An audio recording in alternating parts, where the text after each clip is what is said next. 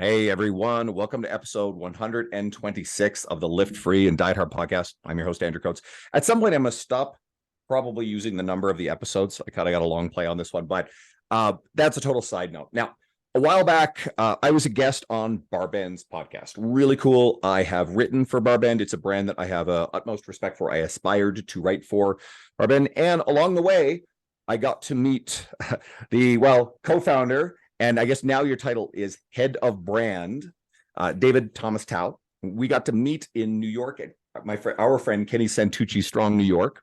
And I was surrounded by you, Eb Samuel of Men's Health, who is booked for a future podcast, and Jeff Tomko of, he's written for a whole bunch of stuff, but he's my editor at Muscle Fitness as well. So quite a cool company that we had there. Anyway, it's a real pleasure to have you on. You guys just got acquired. Like, there's some massive news. And so a little bit of background about BarBend. So you co-founded it in 2016, and there's just some notes you've had up on your website, but you guys got 1.4 million users in year one, which sounds really astonishing. So it's definitely a big success story. So I think one of the things I'm kind of fascinated with is I wanted to pick your brain on how it got started, but where did you see the opportunity? Why did you see, okay, there, you got your T Nations, you got your Muscle Fitnesses, you got your Flex magazines, and you have the decline of traditional print magazines. And then you got Generation Iron, which probably owns more of that bodybuilding space. And what was missing for you to say, this is what we want to do? And was this something that had very humble aspirations, or were you like, no, we're going to make this thing monstrous?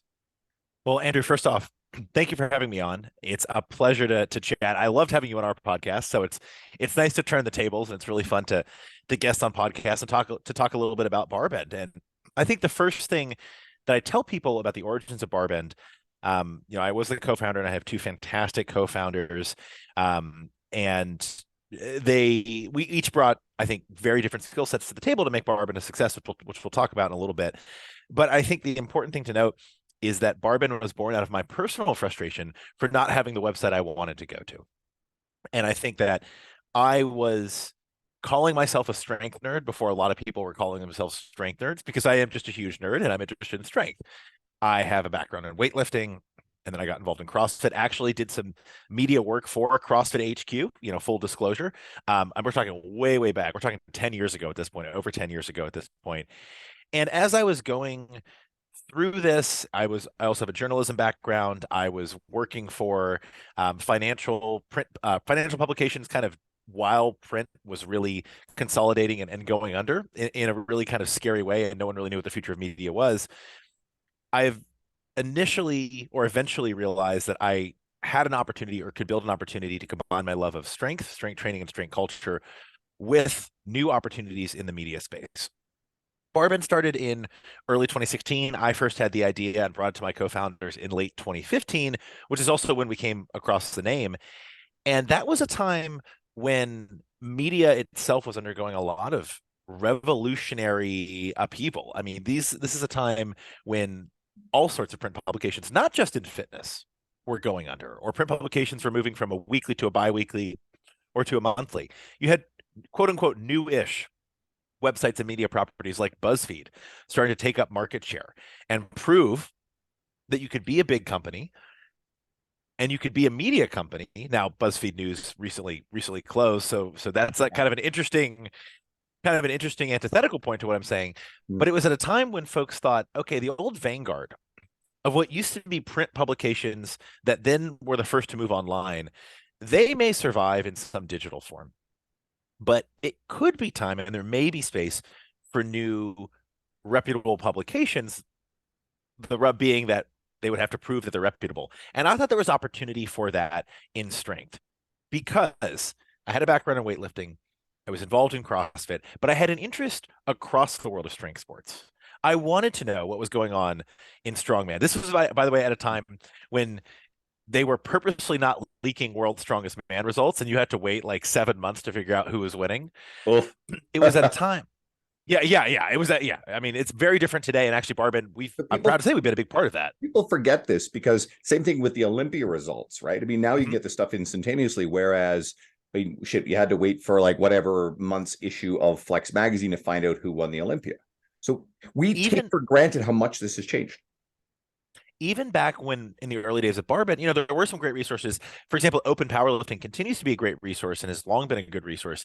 But I think powerlifting is a great example because even back in early 2016, if you wanted powerlifting results for smaller competitions, regional competitions, international competitions, it was kind of good luck, buddy. Maybe you could text someone who was there, or you'd have to wait till they came out in some small esoteric print magazine. Nothing wrong with a lot of these print publications that survived, or a lot of these smaller websites. They're really labors of love, and I have a ton of respect for them, right? And I think, done what we can to support a lot of those creators over the years.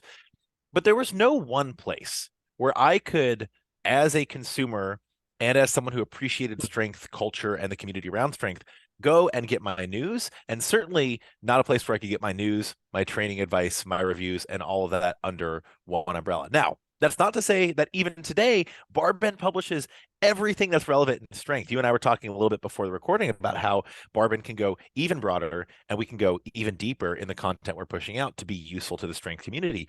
But at the time, there was really no place.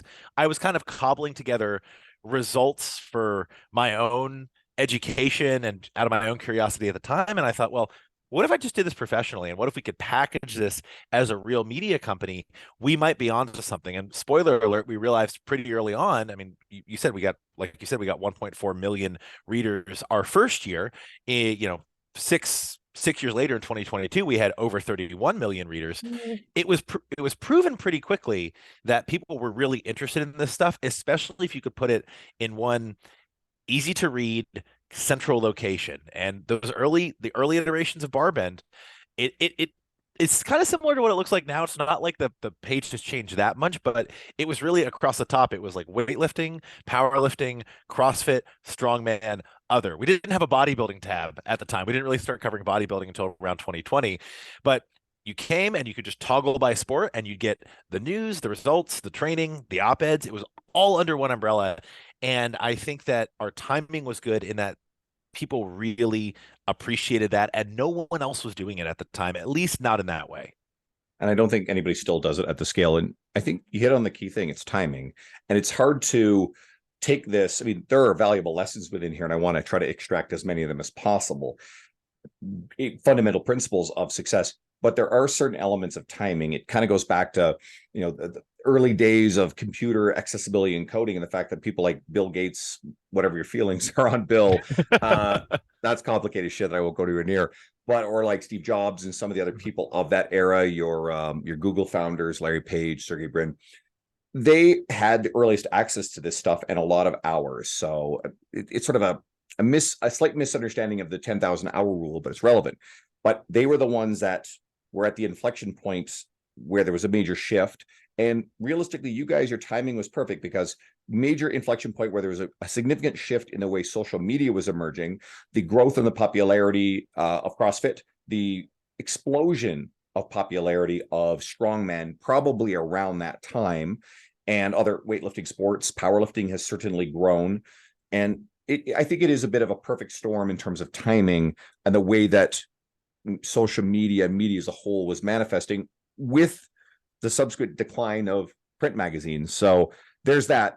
Now, what are some of the key principles in terms of the way you guys approached it initially, the way you guys have continued to operate, whether it's cultural, whether it's your attitude about building that transcend the timing, that a trainer listening to this who has bigger ambitions to build something could say that would be valuable to me? I'm going to use a word that I think could trigger a lot of people, but I want to explain why I'm using it. And the word is inclusivity. And I don't mean inclusivity in a way that gets tossed around politically. I'm not trying to make a normative statement about that, or to like talk about school curriculums or anything like that. You're that's good. that's not my goal here. But I think of it like this. You walk into, there are a lot of really good gyms in the country, and I had the good fortune to walk into some of the best training facilities in the country. And I mean like training facilities where people are doing real training day in and day out across strength disciplines, or, across other sports as well. And between 2010 and 2015, I trained in a lot of those places, traveled around, had some really cool opportunities. And one thing I noticed is when I would go into these places, there would often be powerlifters, there would be strongmen, there would be weightlifters, and then there would be CrossFitters. This is kind of in the early days of CrossFit. There would also be bodybuilders in a lot of these really good facilities, some of the best facilities in North America. But there was not a website that they could reference to speak each other's vernacular or to say, hey, did you see this on such and such website? Now, if you're into mainstream team sports in North America, Andrew, I could go to you and say, you might be a hockey fan. I don't mean to stereotype the Canadians, but hey, you might be a hockey fan and you can get your results from ESPN.com and you can spend a lot of time on that site. I might be a basketball fan. Guess what? I'm going to the same website, right? We're using that same resource and we can kind of share in that knowledge. There was no resource that had that inclusive approach and could talk to people like they were strength athletes across the board and could treat coverage of all of those disciplines at the same level of quality. And again, I don't want to say that we've cracked the code on quality and that everything BarBend produces is absolutely the best, because we are constantly updating our content to try and make it better. But I don't really think anyone was writing for the strength community at the time. They were writing for specific parts of the strength community. And when I say being inclusive, a bodybuilder has different goals than a power lifter, has different goals than a CrossFitter, than a weightlifter, has different goals than a trainer who's working with general population clients. How can you write content that is relevant to all of these people, that is accessible to all of these people, and that all of these people can come together to talk about, and so that you can read the same article as a world-class weightlifter or a novice weightlifter, and all three of you can get something important, vital, maybe newsworthy out of that. So for us, we were saying our approach from the very early stages, and I wrote most of the early articles on BarBend, so I can certainly speak to this, was to say, okay, let's not write for a specific person. Let's write for the strength athlete and the strength enthusiast. And let's write at a quality that they can all appreciate. And sometimes that means not playing inside baseball, right? And not assuming that they're coming with a certain base of knowledge. Because worst case scenario, if they already know something, fine, that's okay. They can skip over that paragraph or they can glance through it, but at least you're giving the context. And I think an important example here is, say we wrote an article on Brian Shaw. Fans of, 2016, fans of Strongman knew who Brian Shaw was. But not every weightlifter knew who Brian Shaw was. So not every weightlifter knew Brian Shaw's pedigree, knew that, after 2016, he became a 4-time world's strongest man, right? So someone who is really into strongman might read that article and go, oh, I knew that. Why are they giving this context? I know who Brian Shaw is. I know how many times he's won this competition. But someone who's interested in weightlifting and might be new to strongman might not know that. So how can we give that context and how can we approach this as journalists?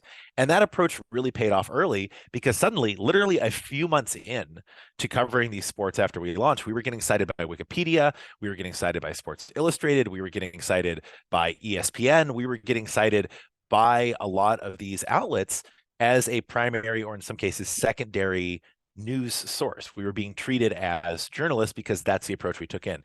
Don't assume your reader is smart. Assume your reader is going to be discriminating on the content they want to read, but also don't assume your reader has all of the knowledge heading into any article. And that's a very long-winded way of saying we try to take an inclusive approach when we're writing that content, and that's something that still drives us today. And I mean, this is something that is mirrored in something that we in the industry say a lot of to, younger, newer coaches try to build brand. It's write to the end user. Don't write to impress your peers or your mentors, right? And fundamentally, I think that's a really key thing. There's also a mistake a lot of younger, newer coaches make, particularly with their social media. So take that further. What would you say to the younger, newer coach, or a coach who's been around for a while, who is trying to build brand and media? What would you say to them? What are the important things that they need to keep sight of, and what are the traps to not fall into? Yeah, I think the first thing is, and I'm actually quoting you here when I say show your work, show your research, right? Cite your sources, put a bibliography on that. I remember back in 2016, I remember folks saying that we were a little silly because we took the time to actually have research references and bibliographies for our pieces. People said that we were a little silly in doing that. but showing that you've done the research. Look, life is an open book test. No one who isn't your buddy, who isn't your gym buddy, is going to be impressed that you can keep all these facts in your head without citing where you got them from. Show your work, show your thought process, make it so that every piece of content you write is clear in its intent, is clear in its research, and is clear in how it's built. You know, use subsections, give backgrounds, show your work. And I think that what a lot of trainers fall into the trap of, and this is something that we've actually started to really work on and focus on the Breaking Muscle side, because we actually acquired Breaking Muscle in 2021. I'd say that site is more focused on the trainer community, or on the community of trainers. It has historically been. It's a very old website at this point. It's over 10 years old. I think the trap that is easy to fall into is taking things for granted. And Andrew, I know you were someone in the community, you were someone who I respect a ton of the community for doing this, doesn't take anything at face value and doesn't fall victim to the bro science necessarily. Because even if things are kind of assumed, right? And even if things are assumed for good reason because they're research backed, that's not necessarily going to convince someone who isn't aware of that fact, right? For example, telling folks why why you might want to consume protein within 30 minutes of a resistance training workout. Oh, it's just because everyone knows that. Because everyone knows that is not a reason to believe anything. And there's a lot of merit to showing your work and being armed with the knowledge of where some of these conventionally assumed things came from. And I think you can extrapolate that out to fitness content, to training content, but I think that also has a lot of implications for the profession of training. Because if you're someone who's never worked out a day in your life, who's the trainer you're going to trust more? The person who says, oh, just believe me on this, or the person who says, oh, that's a really good question. Here's actually some evidence as to why that is the case and why I'm telling you this. Obviously, you're going to be biased toward the latter, or at least most people are. So I think you've identified a really cool, the center of the Venn diagram between online fitness content and the ins and outs, the good work of doing in-gym training with clients. That knowledge can be very powerful, but it's much more powerful if you're transparent about why you're using it, how you're using it, where you got it from. And I think there has to be a bit of a line, because I think you can go too far the other way, where you get so technical with your writing. I've worked on projects, collaborated on stuff, and every once in a while someone will come back to me, or I mentor a lot of coaches, and whatever they send me is written more like almost like a graduate level textbook than it is grade 5 stuff. And oftentimes you have to write stuff for a grade 5 level, but oftentimes the grade 5 level stuff is simply just more accessible, more readable, instead of these big walls and blocks of text.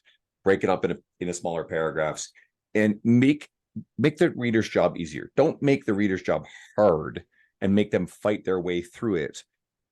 Give them what they need. And sometimes we have to give them more than a fair, healthy share of what they want to get them what they need too. And it's tricky. For example, one of my biggest pet peeves is we get trainers in the industry that get kind of elitist and they get really pedantic about shit like this. Someone says the word tone. I got a client, this happens all the time. Someone brand new sits down in front of me and says, hey, I just don't want to put on too much muscle. I just want to tone up. And trainers cannot help themselves to go, well, actually, tone is not a thing, blah, blah, blah. Here's how you build muscle. Here's how you lose fat, blah, blah, blah. You know what I do? I look at that person, I smile, and I say, I know exactly what you mean. Great. All right. Tell me more. Because at the end of the day, I actually don't use the word tone in my marketing, my media. I don't. Mm-hmm. But like all trainers, we damn well know what they mean when they say it. We know it's actually a real concept, even if it's not necessarily the technical terminology. And you will destroy the trust that you haven't yet earned with that person by making them feel stupid and giving them a lecture to, ultimately be totally pedantic. And then when I see trainers post this crap, it's because it's total crap about tone is not a thing on like pithy little social media posts. I look at this stuff and I roll my eyes, and it tells me some often smart people are really missing the point on this one. Mm-hmm. You know what? At the end of the day, speak their language, and then within that, back yourself up, know your shit, because here's the other problem. There's a lot of people running around masquerading as authorities and experts who will actually cite studies, and then That's true. and now there's more of a culture calling this stuff out, and that can go good or kind of go bad, but they'll look at the citation bomb that someone will do, and people who around the industry seem to have an air of credibility, and then what they're citing is totally not saying what they're claiming it does, or irrelevant to the point they're making. I think it's called citation bombing.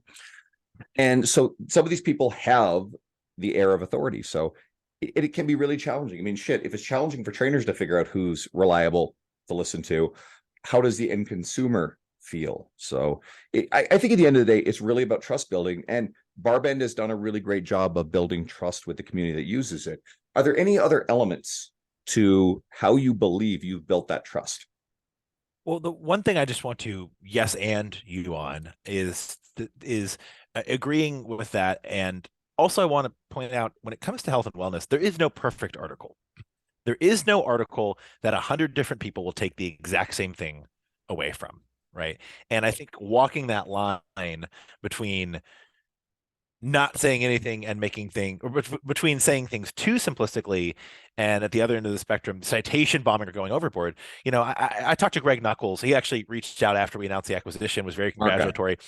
Greg Nuckols writes brilliant content, and that content is not right for about 90% of people who read BarBend, right? It's just, and Greg himself will admit that. He's written millions of words. They are dense. They really dig into the research, and that content is not right for everyone. And he's going to be the first to admit that. But it's really extraordinarily valuable content. And so for us, it is a constant dance to walk that line and figure out on a per topic basis, what is the level that is going to have the greatest impact, and the impact that we want it to have online. Because we don't write every single piece of content on BarBend and say, okay, we want 1 million people to read this. There are some, like if it's World's Strongest Man results or Olympia results, right? We do want 1 million people to read it. And we've had articles that have gotten millions of impressions, but there are some articles and there's some content where our focus is narrower. So the vernacular is going to be different, the reading level, if you will. So there is that. But to answer your more recent question, what else did we do to build that credibility and trust? We did something really risky at the beginning, which was to focus heavily on news. A lot of people know us for our training content now, for our content content like you would write for BarBend, Andrew, right? Or they know us for our product reviews, or they know us for some of our op-eds, or they know us because Dr. Connor Heffernan wrote a really in-depth piece explaining the history of a really cool concept in strength, but our bread and butter the first few years was news content. And it was a risk because there wasn't a proven outlet that existed that was financially stable or that was profitable. Basically, there was no profitable business that was writing just strength news content, right? There was nothing we could point to and say, oh, we can actually make that work as a business. So we took a risk on it, and we're like, okay, we're going to be the first, and for a while, we're probably going to be the only producing this volume of content. Now, it's a risk because of the things I just outlined, but it was also a benefit because it allowed us to build credibility, because we just became obsessed with getting everything right. I'm not going to say we never had to print some, correction. I'm never going to say that I'm not going to say I never had to write some editor's note to say, hey, this factoid we got wrong. We've made that correction.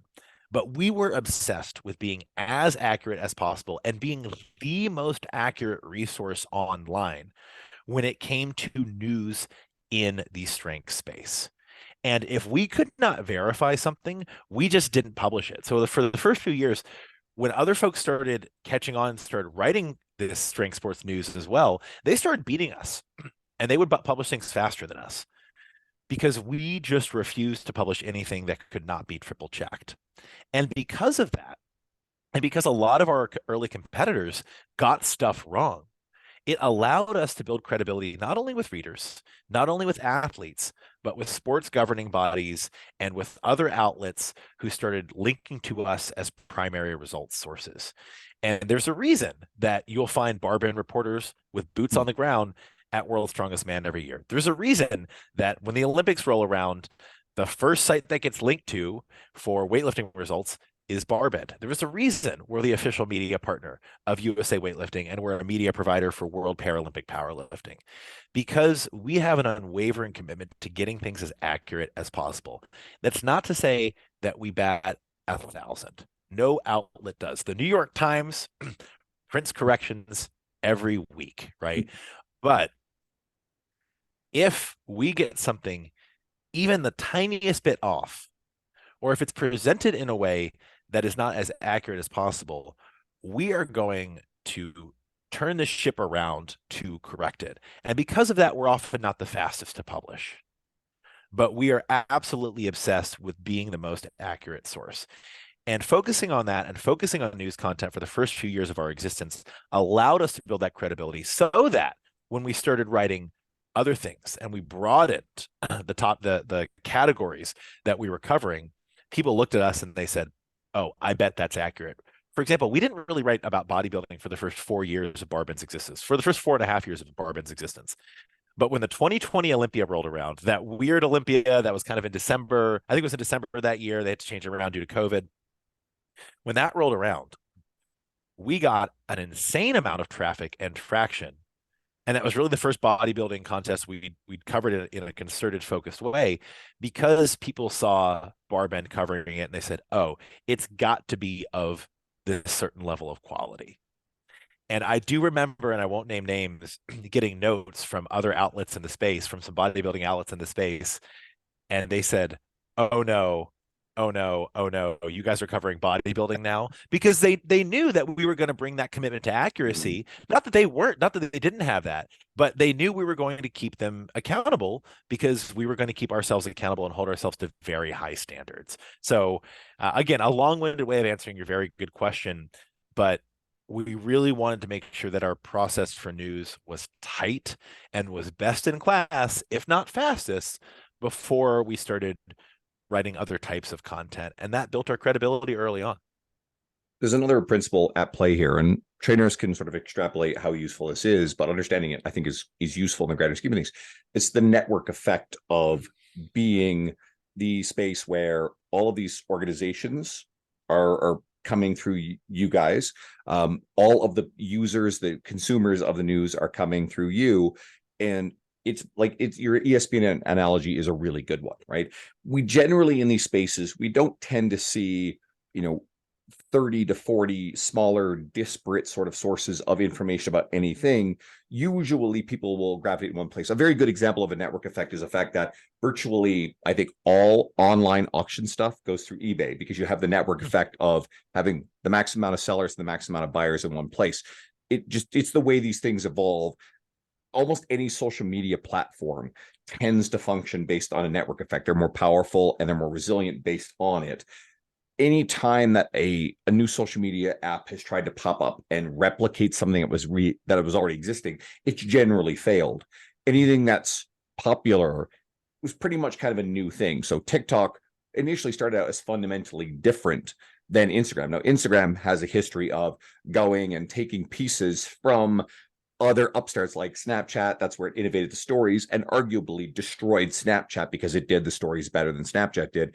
And I think fundamentally its platform was just better, and Snapchat just never, it's still floating around. It's sort of a niche thing, but it never reached, I think, super popularity.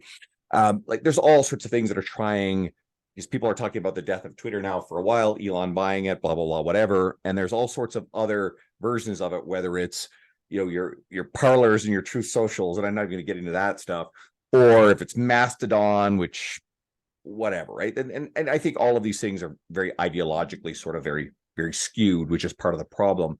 But at the end of the day, Twitter is the one with the user base, and it's the one with the critical mass and the network effect. So do you think there are any valuable lessons here for trainers, especially the way that they approach their media or their work? What can I certainly think so. And some of this comes from early conversations I had well before the days of BarBend with Tony Gentlecore, who at the time, when he was, I mean, Tony's fantastic. And I don't want to sound too biased. I know you're friends with Tony. He's one of my favorite people in strength. And, when Tony was still with Cressy Sports Performance full time. I remember I went with Jordan Syatt. We went to an early Yep. early Cressy. This is probably 2012, an early Cressy Sports Performance. Jordan might have still been in college for all I know. This like symposium, and drove up with some folks to Boston. And I remember Tony saying something that I don't even remember if it was in his presentation or it was just something he was talking to when we kind of had water cooler talk between sessions.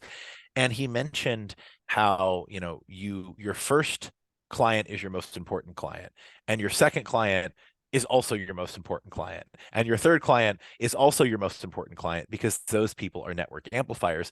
And for trainers who started building their early careers as Tony did right before the age of social media, right? Tony is someone who is knowledgeable enough and savvy enough and young enough to know what training is like in the age of social media and in the influencer generation.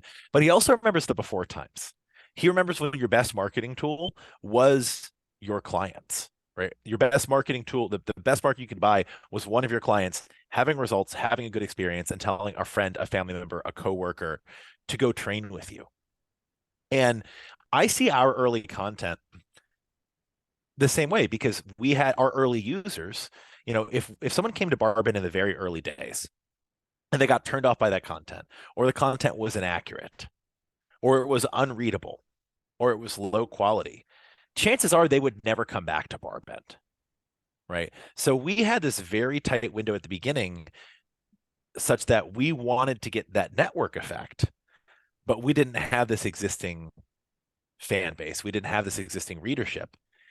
And we knew we really had to pull out all the stops, and we had to throw our best fastballs at the very beginning. And I think for trainers, understanding that when you're just getting started off, or you're training a new demographic of clientele, quality work with them and results-based work with them is going to be a network amplifier, right? BarBend is not dissimilar to, we don't have clients, we're not hands-on training clients, but we have readers. Now we just happen to have 30 plus million of them, right? But if they have a bad experience, look, the landscape is much different than it was 7 years ago. They actually have other places to go.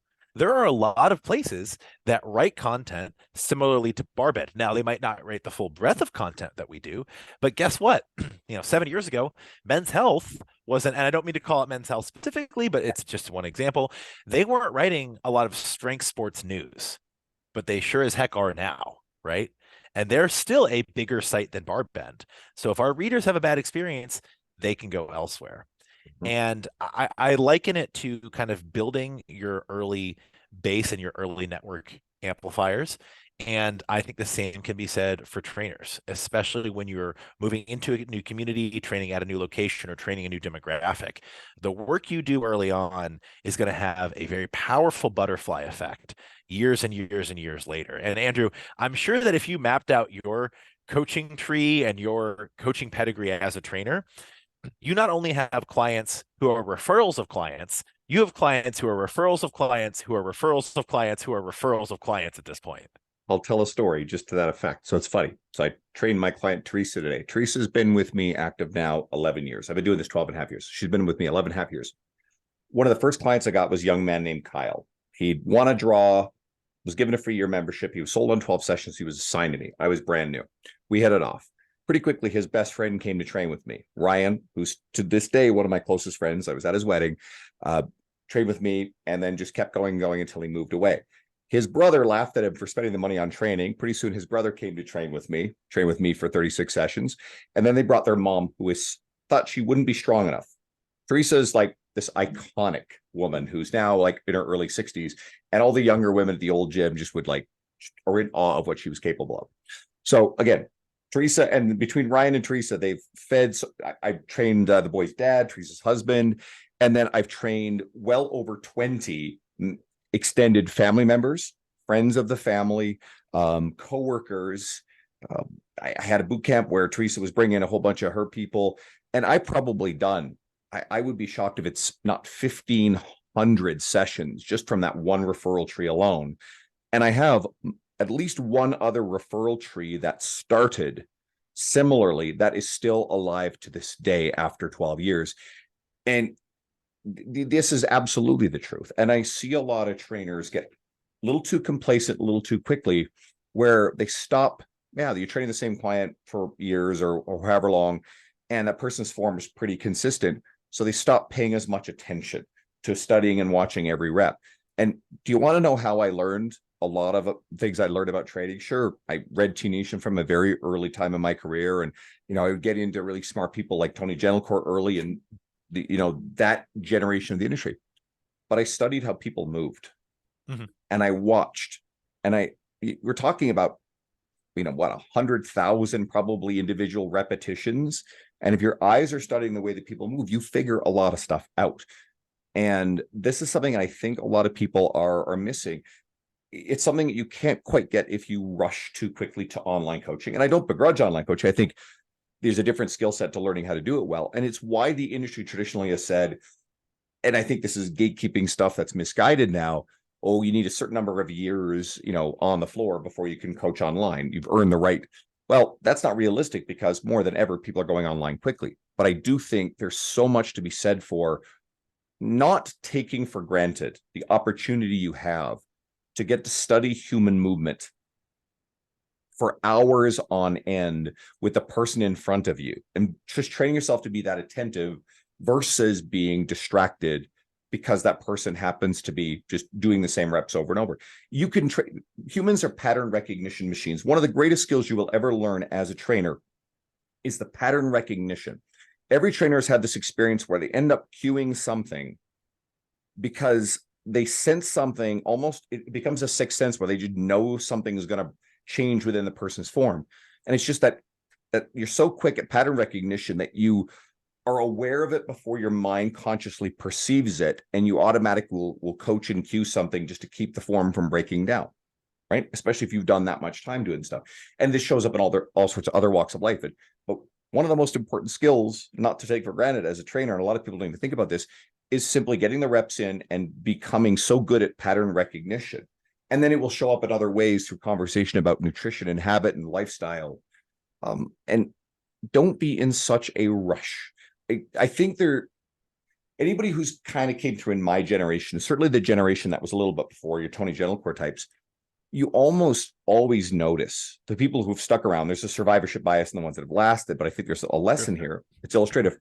I think our generation, which was not raised through social media, has a dedication to the craft and really has always studied the person in front of them. And if you know any coaches who are from this era, or you yourself, you'll notice that there is an incredible strength of relationship there. That's not to say that trainers since then don't do this, but I think there are more competing things for your attention early. And I think in some ways there are opportunities through social media and other forms of ways of building business that are incredible opportunities that maybe my generation didn't have early on, right? But it can come at, I think, a subtle cost. So hopefully that makes sense with people. And, I'm going to let people draw their own conclusions beyond that. So let's clue up with this thought. How does BarBend intend to serve the coaching community going forward? You mentioned breaking muscles, definitely for coaches, and obviously with the acquisition, you now have greater resources, you can do more. But the listener, what does a listener gain from going and starting to pay more attention to BarBend? And I mean, here's another thing too, is BarBend has we were talking off air, and my editor there, who works with you, Andrew Gutman, is one of the most professional, exacting, demanding editors that I've ever worked with, probably the most. And I've worked with a lot of really good editors. So, are there opportunities for coaches with BarBend?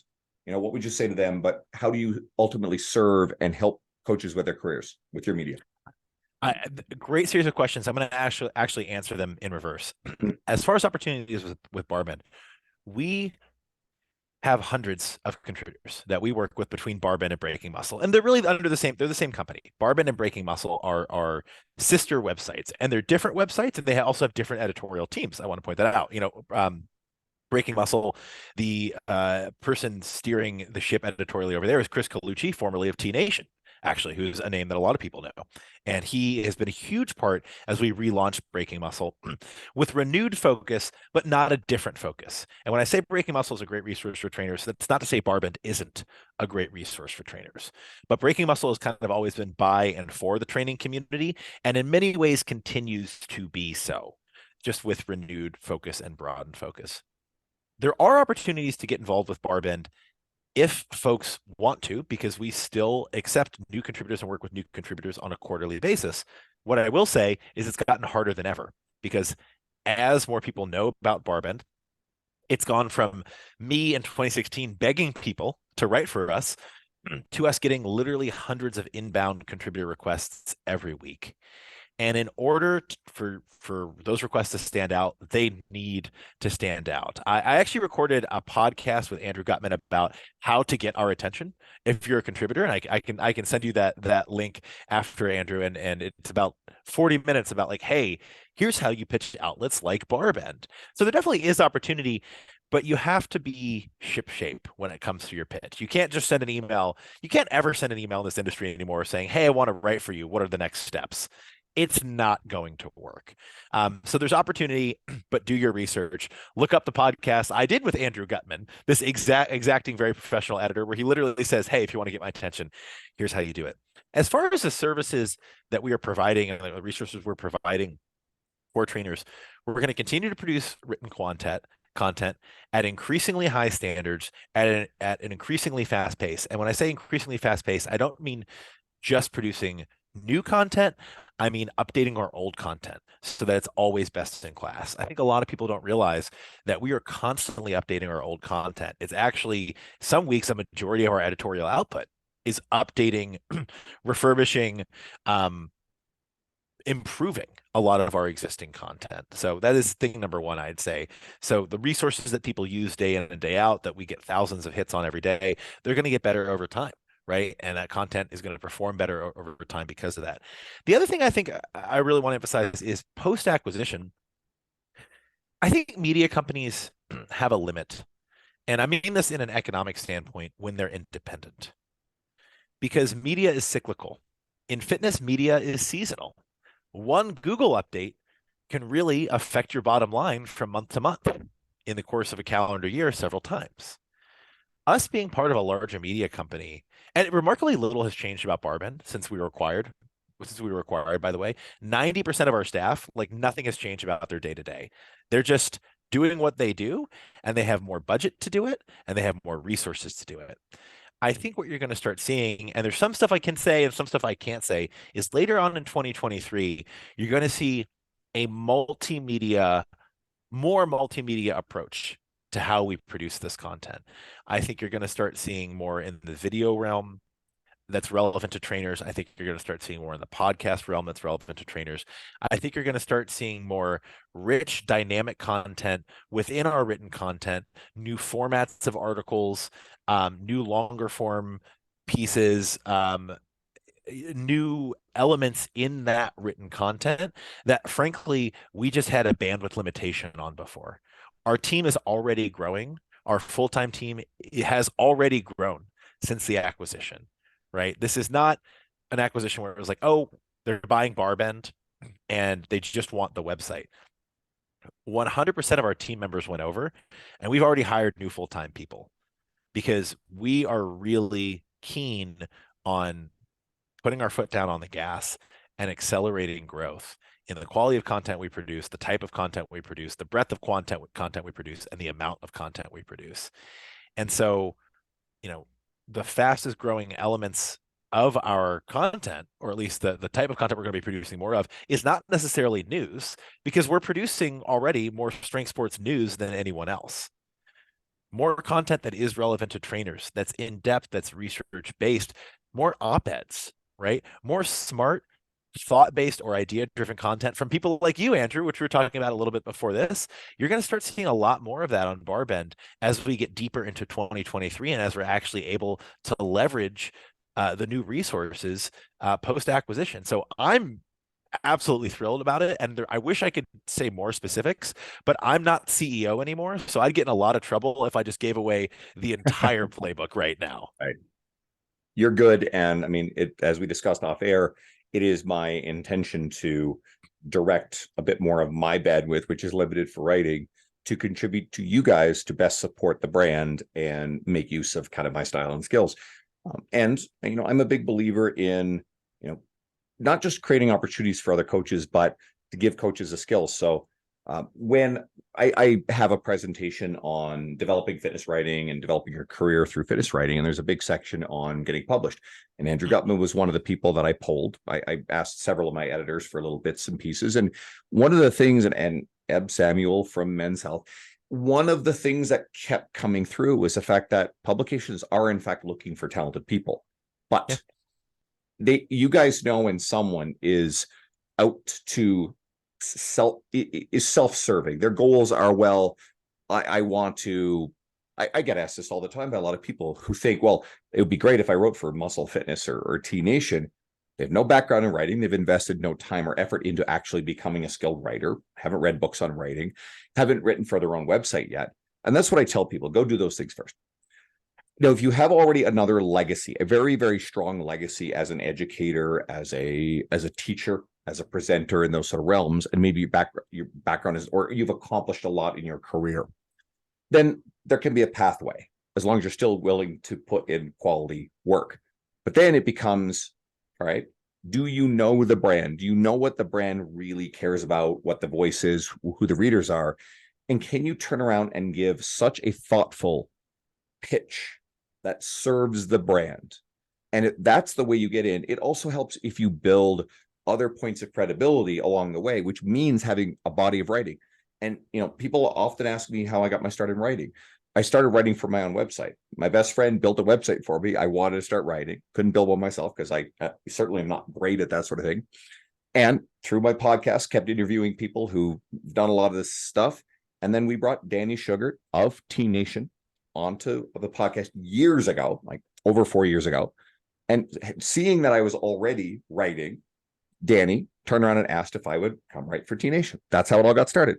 And virtually every step of the way, I rarely ask if I could go somewhere. Usually it's someone introduces me or creates a connection, or someone is in my inbox or asking because I built all these things. And it's not, I mean, it looks nice in retrospect and hey, it worked out pretty cool. But I do think that people could be a bit more proactive, but you've got to do it in such a thoughtful way that it's not obviously self-serving, it's mutually beneficial, and it brings a hell of a lot of value to the brand like BarBend. So if you guys want to go down that path, understand BarBend, consume BarBend, share and support BarBend, and then learn so much about it that you can come around and give a pitch that's better than maybe the editors would put together something themselves. I couldn't have said it better myself. The one quick addendum I would add to that, because I agree with everything you said wholeheartedly, Andrew, is make it such that we have aligned goals. If you're pitching an outlet, make it such that the goals are so clearly aligned, it's very difficult for an editor to say no. And even if they do say no, they're going to remember you in a positive way. And the best way to align goals is to make it clear that you're not in it to up your personal profile. You're not in it for the backlinks. You're not in it for the money. Make it clear that you're in it because you want to write the best quality content possible. And here's how you're going to do that. Because our goal as a publication is to publish the best quality content possible. And so we love working with writers who make it very clear that their goal is to produce that top quality content. If you can convince us that that's your goal and it's aligned with our goal, there's a very good chance we're going to find room to work together. If not in the here and now, then just a little bit down the road. And if someone had, if the person listening has put in the time, the effort, studies the writing, and BarBend is the destination of choice, and you work really hard at it, you know what? You can really build a successful brand. When people look and see that you've written for one of the bigger credible publications in our space, it opens a tremendous amount of doors, right? And that's exactly how my career happened. And that was what I piggybacked off of to grow social media. People look at the social media side of things and how well it grew.